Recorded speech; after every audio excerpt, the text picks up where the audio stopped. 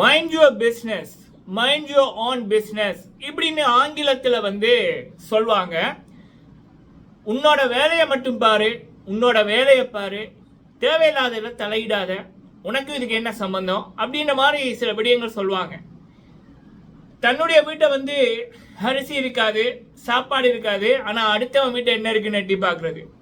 தன்னோட பிள்ளை நல்லா இருக்காது, ஒழுங்கா இருக்காது, ஆனால் அடுத்தவன் பிள்ளைய பற்றி புரளி பேசுறது.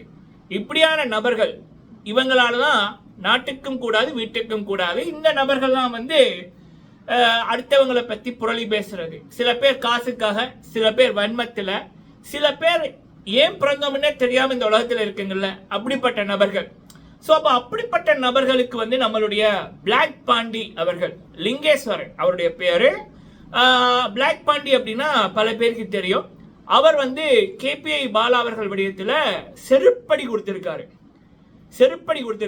இந்த யாருன்னே தெரியாதது பாலாவோட பேரை பயன்படுத்தினபடியா கோமாபதியா ஏதோ பேர் சொல்றாங்க, கோமால கிடந்து போட்டு வந்தானு அவ அப்படி இப்படின்ற மாதிரி. அதை பார்த்தேன், ஒரு ஆளுட படத்தை போட்டு கோமால கிடந்தவன் இப்படி பண்றான், இவன் குடும்பத்தோட இதை பாருங்கன்னு மக்கள் கிளிக்கிறாங்க, நிறைய விடயம் சொல்றாங்க அவனை பத்தி. சரியா, பொம்பளை கிட்ட செருப்படி வாங்கினா, பொண்டாட்டியோட செயினை கொண்டு போய் ஒப்பாட்டி கொடுத்தான் அப்படின்ற மாதிரி ஒரு ஆளுட இதை பார்த்து சொல்லி கொண்டிருக்காங்க நிறைய விடயம். அப்ப அவரோட வாழ்க்கையை குப்பை தொட்டி மாதிரி இருக்கு. அப்ப அவருக்கு எப்படி இருக்கு, நல்லா இருக்கணும் பார்த்து பொறாம தானே பட முடியும். சரி, அப்ப அப்படிப்பட்ட நபர்கள் பல பேர். சரியா, அவங்க பாலா கேபிஐ பாலா அவர்களை பற்றி, விஜய் டிவி கேபிஐ பாலா அவர்களை பற்றி நிறைய பொய்களை சமீப காலமா சொல்லி கொண்டிருந்தாங்க. அப்ப அந்த விடயத்துல உதாரணத்துக்கு சில பேர் சில மாமாஸ் இந்த பிக் பாஸ் ரிவ்யூ பண்ற மாமாஸ் அப்படியான மாமாக்கள் இருக்குது. ஸோ அப்போ அந்த மாமாக்கள் பிளாக் பாண்டியை பார்த்து பழகு, கேபிஐ பாலா அவர்கிட்ட போய் பாடம் எடு அப்படின்ற மாதிரி இந்த ஒருத்தரை அழிக்கிறதுக்கு இன்னொருத்தரை தூண்டி விடுறது, அவங்களோட ரசிகர்களை. அதாவது நீங்களும் சேர்ந்து அடிங்க அப்படின்ற மாதிரி அந்த உசுப்பேத்தி விடுறது, மூட்டி விடுற வேலைகள் பார்த்தார்கள். இதை நம்மளுடைய லிங்கேஸ்வரன் அவர்கள், பிளாக் பாண்டி அவர்கள் பார்த்துருக்காங்க போல இருக்கு. அப்ப அவருக்கு சில அழைப்புகள் போயிருக்கு. இதை பத்தி நீங்க என்ன நினைக்கிறீங்க? கேபிஐ பாலாவை பத்தி என்ன நினைக்கிறீங்க? இப்போ ஒரு விடயம் ஒன்று போய்கொண்டிருக்கு, இதை பத்தி என்ன நினைக்கிறீங்க? அப்படியான மாதிரியான கேள்விகள் அவர்கிட்ட கேட்கப்பட்டிருக்கு. அதுக்கு அவர் சரியான ஒரு செருப்படி மக்களின் பதில். மக்கள் மனசுல என்னத்தை இப்ப நினைச்சு கொண்டிருக்காங்களோ அப்ப அதை கரெக்டா சொல்லியிருக்காரு. அதே நேரத்தில் பாலா அவர்களை பத்தி, கேபிஐ பாலா அவர்களை பற்றிய உண்மைகள் நிறைய சொல்லியிருக்காரு. அதை பற்றி நம்ம பார்க்குற ஒரு வீடியோ தான் இந்த வீடியோ. ஃபர்ஸ்ட் டைம் வந்திருக்கீங்க அப்படின்னா மறக்காம சப்ஸ்கிரைப் பண்ணுங்க, உங்களுடைய கருத்துக்களை தவறாம சொல்லுங்க, முடிஞ்சா பல பேருக்கு ஷேர் பண்ணுங்க. பிளாக் பாண்டி அவர்களுடைய ரீசன்ட் இன்டர்வியூ பாருங்க, யூடியூப்லயே black Pandi interview KPY Bala அப்படின்னு அடிச்சா வரும். அதுல ரீசன் என்று கொடுத்தீங்கன்னா அந்த ரீசன் இன்டர்வியூக்கள் வரும். அதில் அவர் பாலாவை பற்றி சொன்ன விடயங்களை பார்த்துட்டு பல இடங்கள் அதையும் ஷேர் பண்ணுங்க, சரிங்களா? ஓகே, இதுல அவர் சொன்னது என்ன அப்படின்னா, பாலா கேபிஐ பாலா அவர்கள் கடின உழைப்பாளி. அந்த மனுஷன் தன்னுடைய உழைப்புல அவர் கொடுக்கிறாரு. அது நான் அவர் கூட இருந்தே பார்த்துருக்கேன். பாலா எப்படிப்பட்ட கடின உழைப்பாளி, எவெண்டுக்கு எப்படி காசு வரும், எப்படி லட்சங்கள் வரும். அப்ப அதுல 80% அவர் மக்களுக்கு உதவிக்கு கொடுத்துருவார் அப்படி என்பது. இது கூட இருந்து பார்த்த இந்த பாலா அவர்கள், கேபிஐ பாலா அவர்களை திட்டின சில மாமாக்கள், உதாரணத்துக்கு பிளாக் பாண்டிய போல நீ இரு இப்படின்னு சொல்லிச்சுங்க. அதே பிளாக் பாண்டி அவர்கள் தான் பாலா அவர்கள் கூட இருந்தே நான் பார்த்திருக்கேன். பாலா அவர்கள் அவருடைய உழைப்புல, கடின உழைப்புல அவருக்கு கிடைக்கிற லட்சங்கள்ல ஒரு எவெண்ட்டுக்கே 2 லட்சம் 1 லட்சம் அப்படின்னு கிடைக்கும் அப்படின்னு சொல்லியிருக்காரு. அந்த லண்டன் கதையெல்லாம் சொல்லியிருக்காரு. லண்டன்ல அவர் அமுதவாணன் அவர்கள், கேபிஐ பாலா அவர்கள் எல்லாம் போய்க்கிற லட்சங்கள்ல கிடைச்சது, நல்லா சம்பாதிச்சோம். அதுல 80% கிட்ட பாலா அவர்கள் கேபிஐ பாலா அவர்கள் மக்களுக்கு தான் கொடுத்தாருன்னு. ஸோ அப்ப அந்த ஒரு மனிதர், இவங்க யாரை வச்சு ஒரு உதாரணத்துக்கு பாலாவை அடிச்சாங்களோ அந்த பாண்டியவர்களே பாலாவோட உண்மையா சொல்லியிருக்காரு. பாலா அப்படின்றவர் எவ்வளவு நல்லவர், எவ்வளவு உழைப்பாளி அப்படி என்பதை சொல்லியிருக்காரு. இது ஒரு விடயம். 2வது விடயம், அமுதவாணன் அவர்கள் கேபிஐ பாலா அவர்களுடைய ரிலேஷன்ஷிப். அமுதவாணன் அவர்கள் அவருடைய சொந்த காசு, அவர் பிக் பாஸுக்குள் போயிட்டு வந்தவர், விஜய் டிவில ஒர்க் பண்றார், வேற எவெண்ட்டுக்கு போயிருக்கார்.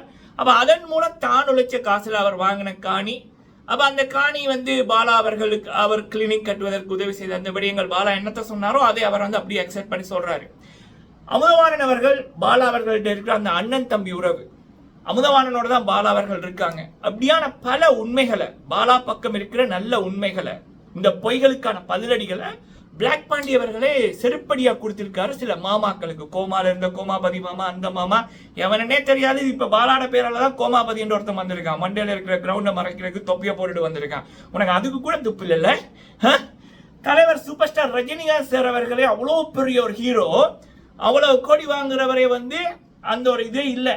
ஏன்னா மனசு சுத்தமா இருந்தா அது நம்மளை அழகா காட்டும், அந்த கெத்து இருக்கணும். இங்கெல்லாம் எல்லாம் குப்பையா இருக்கு, அப்ப தொப்பிய போட்டு தானே ஆகணும். சரி, சோ அப்ப அப்படி இருக்கக்குள்ள அந்த உண்மைகளையும் பிளாக் பாண்டி அவர்கள் செருப்படிகளாக கொடுத்திருக்காரு. அடுத்தது இன்னொரு இது ஒண்ணு, நீயும் செய்ய மாட்டேன், செய்யறவனையும் விட மாட்டேன். அதுக்கு அவர் வந்து பிளாக் பாண்டி அவர்கள் இலங்கையில கூட வந்து உதவிகள் செஞ்சிருக்காரு. இந்த கொரோனா டைம்ல வரைக்குள்ள இலங்கையில யார் யாரோட பேசணுமோ அதிகாரிகளோட பேசி மக்களுக்கு தேவையான அரிசி பருப்பு அதுகள் எல்லாம் வந்து போறதுக்கு உதவிகள் வந்து பண்ணியிருக்காரு. அப்ப அந்த டைம்ல கூட இந்த கோமாபதியை போல சில இதுகள் இருக்கும் இல்ல, வன்மம் பிடிச்சதுகள், பொறாமை பிடிச்சதுகள், அது அந்த என்ன சொல்லலாம், இந்த குறைக்கிற கூட்டம்.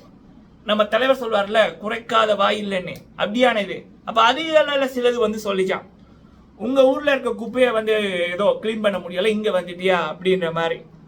அதுக்கு பாண்டியவர்கள் கொடுத்தார் பதிலடி. அவர் சொல்றாரு, நீ உன்னோட வேலையை மட்டும் பாரு, உன்னால முடிஞ்சா பண்ணி, இல்லாட்ட பண்றவனே இப்படி பண்ணாத அப்படின்ற மாதிரி செருப்படி கொடுத்தாராம். ஆக மொத்தத்துல ஒரு உதவிகள் செய்யறவங்க ஒருத்தங்க அவங்களோட காசுலயோ இல்ல இருக்கிறவங்கள்ட்ட வாங்கியோ ஒருத்தவங்க உதவி செய்யக்குள்ள இந்த கெட்ட சக்திகள், அந்த கெட்ட சக்திகள் பிடிக்காது. இருட்டுக்கு வெளிச்சத்தை கண்டா பிடிக்காது, சாத்தான் கூட்டத்துக்கு தெய்வங்களை கண்டா பிடிக்காது. அப்ப கெட்டவங்களுக்கு நல்லவங்களை கண்டா பிடிக்காது. அப்ப நல்லவங்க இப்படியான உதவிகளை செய்யக்குள்ள குறைப்பது, அதை தடுக்க முயற்சிப்பது, அவங்களை அவமானப்படுத்த, உதவி செய்யறவங்களை அவமானப்படுத்த, உதவி வாங்குறவர்களுக்கு அப்படியான உதவிகள் கிடைக்க கூடாதுன்னு நினைக்கிற கூட்டம் எல்லாம் அழுக்கு பிடிச்ச தீய கூட்டம். சரிங்களா? அது வந்து நம்ம நிறைய விடயங்களை பார்த்துட்டோம். ஈவன் பிளாக் பாண்டி அவர்களுக்கு கூட சிலது வந்து இப்படி தடைகளை பண்ணியிருக்கு, மனசை நோடிக்கிற மாதிரி, மன அழுத்தத்தை கொடுக்குற மாதிரி. சரிங்களா? ஆக மொத்தத்துல இப்படியான என்ன சொல்லலாம், இதுகளுக்கு என்ன பிரச்சனைன்னு தெரியல மக்களே. எனக்கு தெரிஞ்ச வரைக்கும் இப்படி ஒரு நபரை பத்தி சோசியல் மீடியால வந்து 40 வயசால் பேசுற பேச்சாயுது. சே, இப்படி உழைச்சி தின்னோடுமா? அந்த பாலாவை பத்தி பேசுற நபர்களை பாக்கிக்குள்ள நம்ம வந்து சாப்பாடு இல்லாட்டி நம்ம இல்லாம போனா கூட பரவாயில்ல. ஆனா ஒருத்தனை பத்தி இப்படி பொய்ய சொல்லி கேவலமா சொல்லி அதன் மூலம் 5000 10,000 எடுத்து பொண்டாட்டியிட கொடுத்து போட்டு அதன் மூலம் சாப்பிட்றதுக்கு நம்ம இல்லாம போயிடலாமே, அதெல்லாம் ஒரு வாழ்க்கையா? சோ அப்படிலாம் தோணுச்சு. அப்போ நமக்கு இருக்கிற பாடம் என்னன்னா, இப்படி பொறாமைப்படுத்த கூட்டத்துக்கு வந்து காசு இருக்காது, வீட்டை மரியாதை இருக்காது, நிம்மதி இருக்காது. அப்ப அதோட வாழ்க்கை எப்படின்னா அந்த ஒரு அந்த குப்பை மாதிரி இருக்கும், குப்பை தொட்டி மாதிரி இருக்கும். அப்ப அந்த குப்பை தொட்டிகளுக்கு இப்ப கோயில் போல ஒரு மங்களகரமான இடங்கள், பூங்கா போல அழகான இடங்கள், அந்த ஒரு அதெல்லாம் பிடிக்காது. ஏன்னா இங்க அழுக்கா இருக்கு, குப்பையா இருக்கு, இது குப்பை தொட்டி இல்ல. அங்க வந்து ஒரு மங்களகரம் கையெடுத்து கும்பிட தோணும், கோயிலை பார்த்தா, பூங்கா பார்த்தா மன நிம்மதி வரும், கண்கள் காட்சிகள் இருக்கும். ஆனா இங்கெல்லாம் அருவருப்பான இது இல்ல. அப்ப அதுல என்ன பண்ணும்? அப்ப அந்த அழகா இருக்கிறதையும் அழகு இல்லாம பண்ணணும், அசிங்கப்படுத்தணும் அப்படின்ற மாதிரி பண்ணுங்க. சரியா? அதுக்கு அதுகளை தூண்டுறது, அதுகள்கிட்ட காசு இருக்காது, அதுகளுக்கு மரியாதை இருக்காது, நல்ல மனசு இருக்காது, நல்ல வாழ்க்கை இருக்காது, முடி. சரியா? ஸோ அப்போ அதுகள் என்ன பண்ணணும்னா சோசியல் மீடியால 5க்கும் 10க்கும் இப்படி அலையும், கோமால இருந்து போட்டு வந்தவங்க போல. ஸோ இது வந்து பிளாக் பாண்டி அவர்களே அந்த உண்மைகளை வெளிப்படையா பேசினது. கடைசியில் அவர் கொடுத்த அந்த செருப்படிகளும் சிறப்பா இருக்கு. ஒன்னே ஒண்ணுதான் மக்களே, பொய்கள் புயலாய் வீசும், உண்மை மெதுவாய் பேசும். ஸோ பாண்டி அவர்கள் சொன்ன விடயங்களுக்கு நன்றிகள், அதை எடுத்து போட்டவர்களுக்கு நன்றிகள்.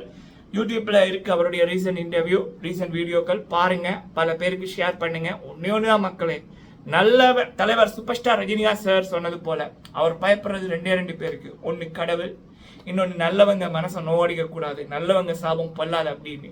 நீங்க வந்து உதவி பண்ணாட்டியும் பரவாயில்ல, ஒருத்தர் உதவி பண்றானா அவன் காசுல பண்றானா இல்ல இன்னொருத்தங்கிட்ட இருந்து வாங்கிட்டு பண்றாங்களா இல்ல உதவி பண்றான்ல முடிஞ்சா ₹1 கொடுக்க முடிஞ்சாலாவது கொடுங்க.